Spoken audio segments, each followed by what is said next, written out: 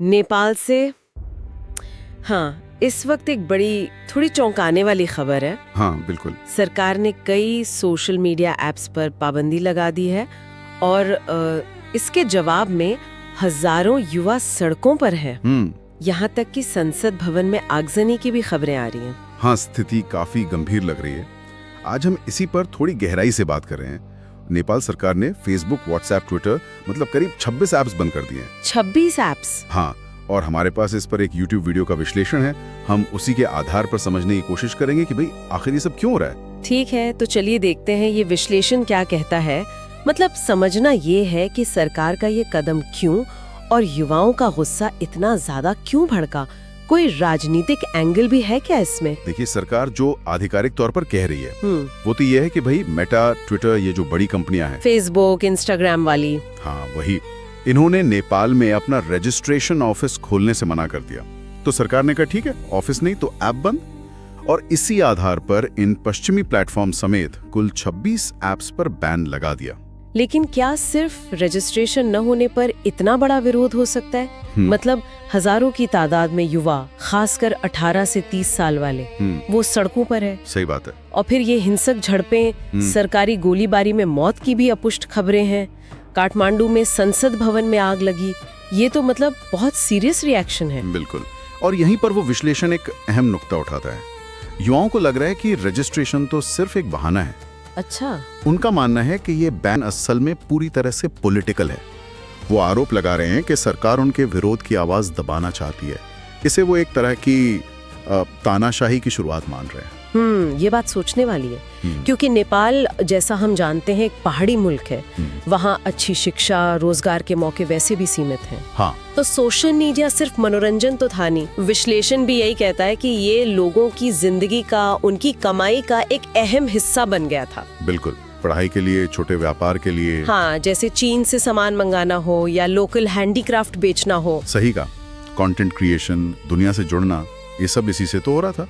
विश्लेषण इस बात पर जोर देता है कि ये सिर्फ टाइम पास नहीं, बल्कि नेपाल की जो उभरती हुई डिजिटल इकोनॉमी है उसकी रीढ़ जैसा था। तो इस बैन का असर तो फिर बहुत गहरा पड़ा होगा। हाँ, विनाशकारी असर।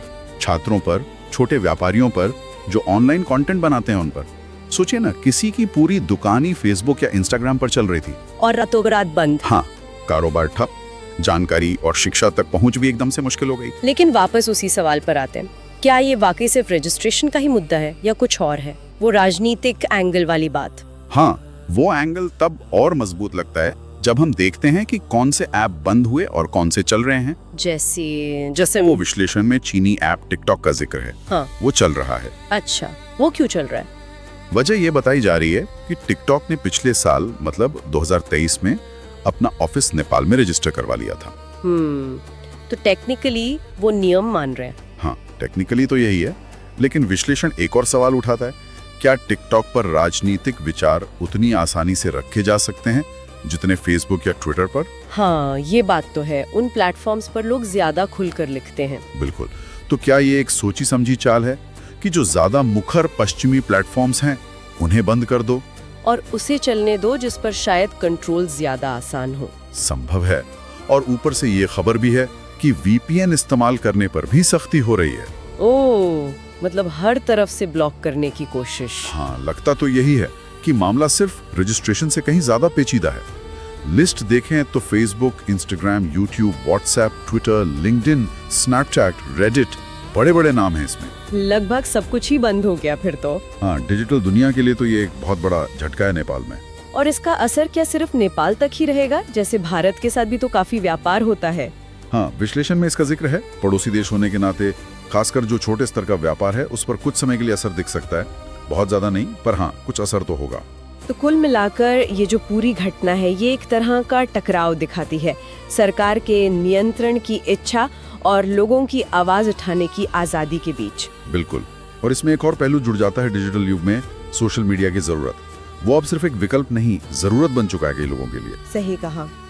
तो आखिर इससे क्या सबक मिलता है? मतलब सोचने वाली बात यह है कि जब ये डिजिटल चीजें हमारी रोजमर्रा की जिंदगी, हमारी कमाई, हमारी जानकारी का इतना गहरा हिस्सा बन जाएं। हाँ बिल्कुल, ये सवाल शायद आगे और भी जगहों पर उठेगा। बहुत